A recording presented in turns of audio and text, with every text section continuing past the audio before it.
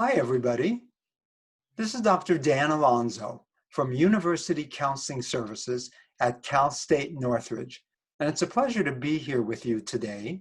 I wanted to talk about coping with stress during this time of COVID-19. At University Counseling Services, we see a lot of students who are dealing with stress and anxiety, and so we thought that it would be helpful to give you some points and some hints as to what you can do to regulate your anxiety during this very stressful time.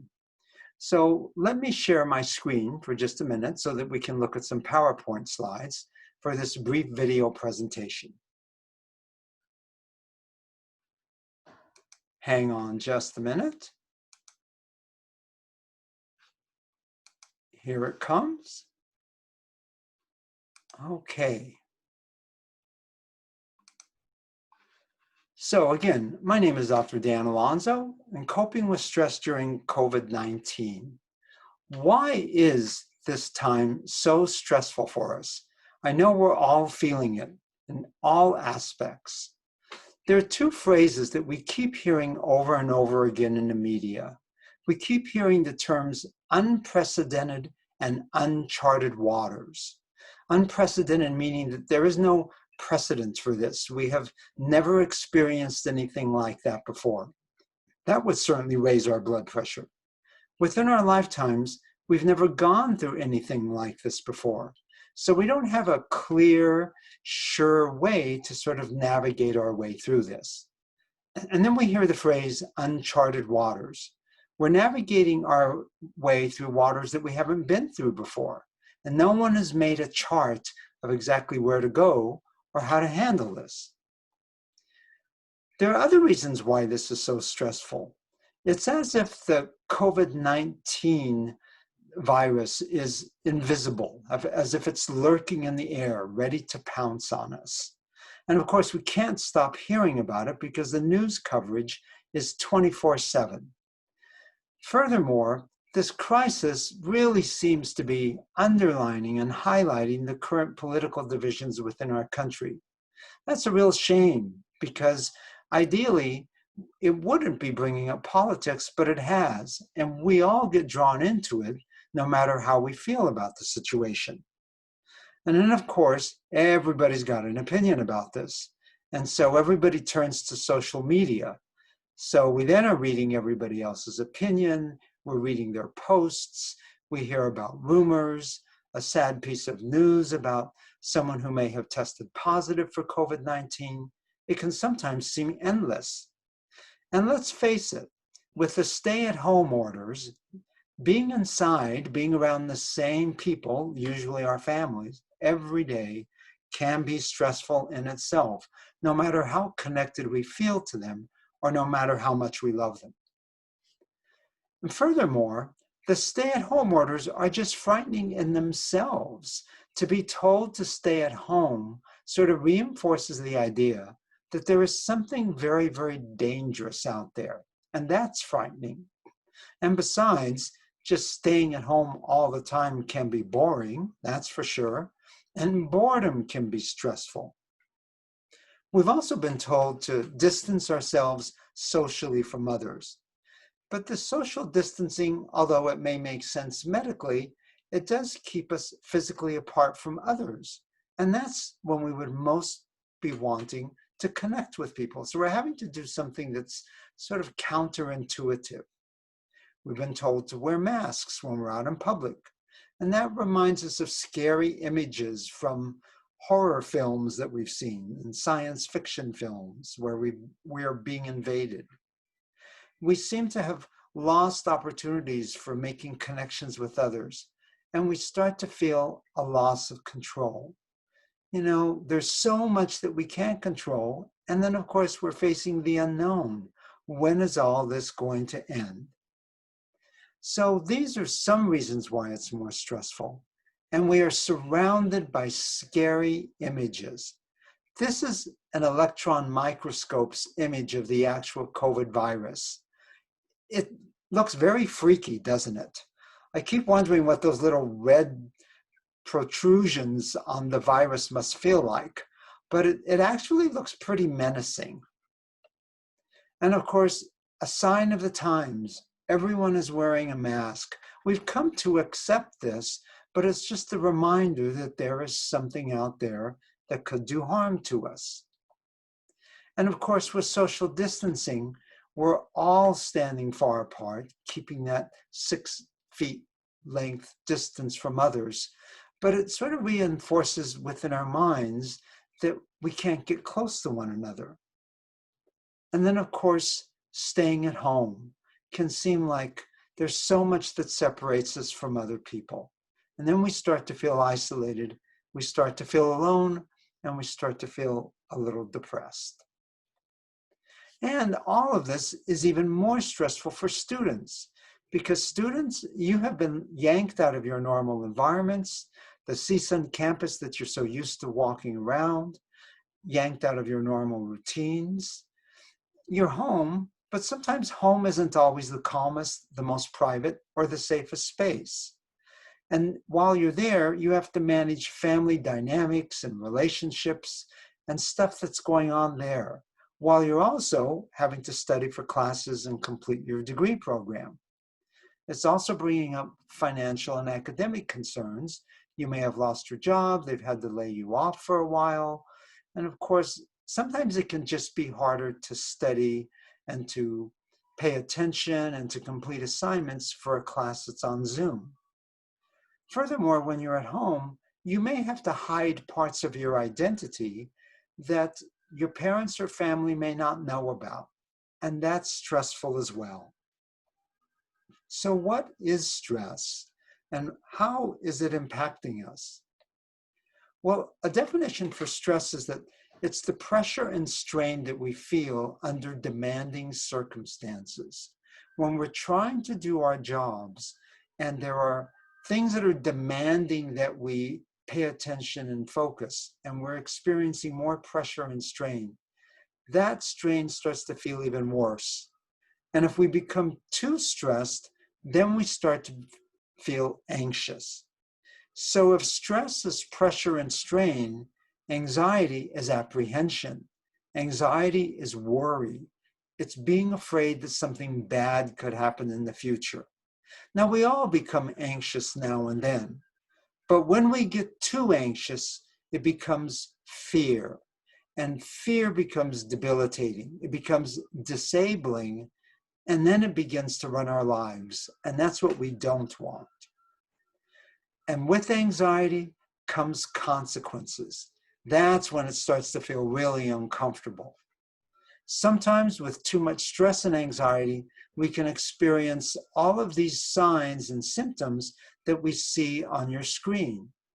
Worry and nervousness, we can start to feel more irritable, we start to have digestive problems, muscle tension, we're not sleeping as well, we feel like we're on edge, getting headaches, and of course we feel isolated from others.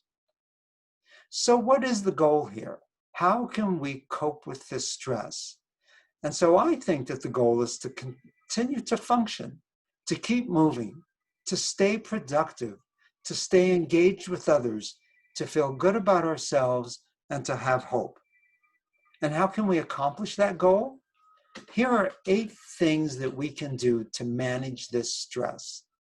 The first one, remind yourself this may be unprecedented and we may be in uncharted waters, but I do have tools, using that seafaring analogy. I have a compass and I have binoculars, and I can listen to other people who have tested the seas. I can listen to those experts who have studied this kind of problem, and they've been through something similar, and I can listen to their wisdom. So, an example. Is driving in Los Angeles extremely dangerous? Well, I guess yes, it is. But I have to remind myself that I have tools. I took driving lessons. I passed the driving test. I wear a seatbelt whenever I'm driving in the car. I pay very close attention to what I'm doing. I'm not texting. I'm not getting too distracted with the phone call. I drive defensively, so I watch out if someone else is going to make a mistake. I do my very best to observe the laws, and I choose not to drive recklessly. So When we're driving, so to speak, during this time of COVID, when I'm out there, I have to remind myself I do have tools. I wash my hands frequently for at least 20 seconds. I do my best not to touch my face unless I've washed my hands. I drive defensively. That is, I keep a 6-foot distance from others. I wear a seatbelt. And that is, I wear a face mask in public places. And I listen to the experts, I observe the laws, and I choose not to be reckless. So if I'm using those tools, I can have a pretty good chance that I'm going to be keeping myself safe. Number 2, don't scare yourself. Really, really, really try to limit the amount of news that you check and that you listen to and you watch. I think it's a good idea to just watch the news once a day, and that's it. Just go on your phone to look at the news once a day, maybe 15 or 30 minutes, and that's all you'll need. Limit your time on social media too. And by the way, if there's a day where you feel a little tired or you sneeze or feels like you can't take a deep breath or you feel kind of hot, remind yourself, that's okay. I've probably sneezed or coughed before and it means absolutely nothing. Of course, if you start to feel worse, then ask for help. Number 3, keep a routine. Get up, go to sleep, and at the same reasonable time every day and night. Eat at regular times. Keep a routine in your day, but it's okay to add small changes and surprises. And you know what I think really helps? Write it down.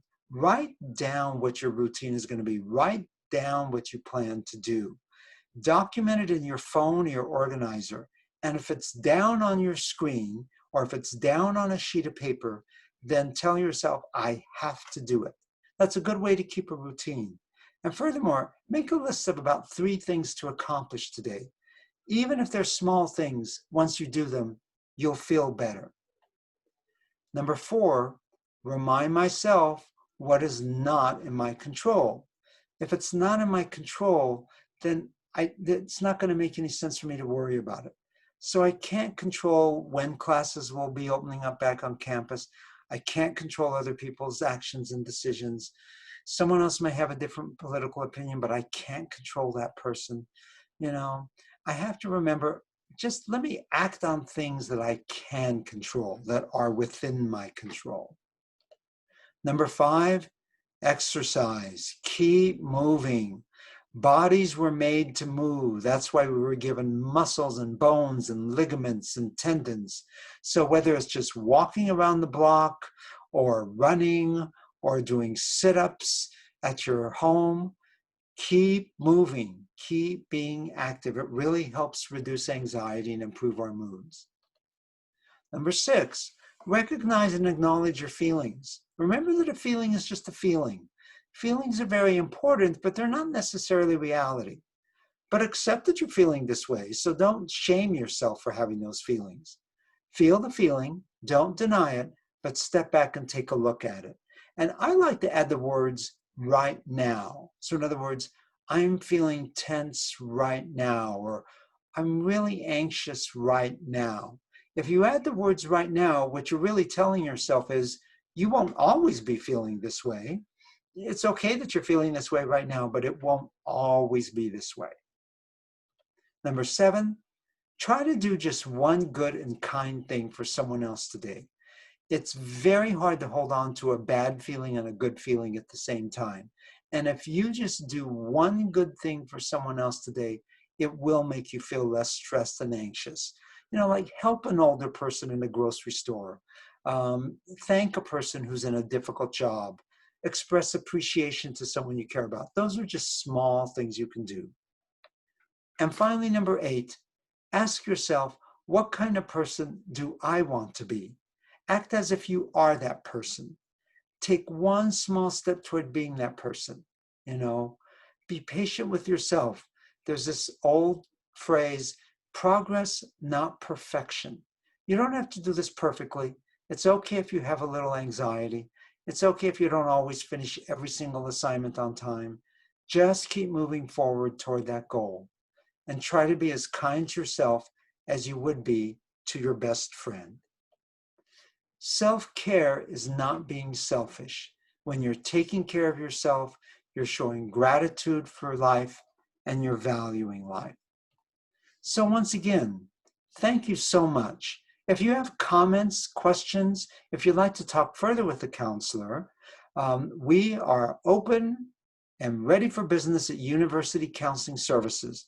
So give us a call, and there on the screen is my specific contact information and email address.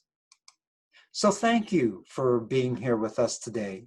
And do remember, just follow those 8 steps, do the best you can, and I think you'll see that it will make a difference. Thanks, and have a really good day.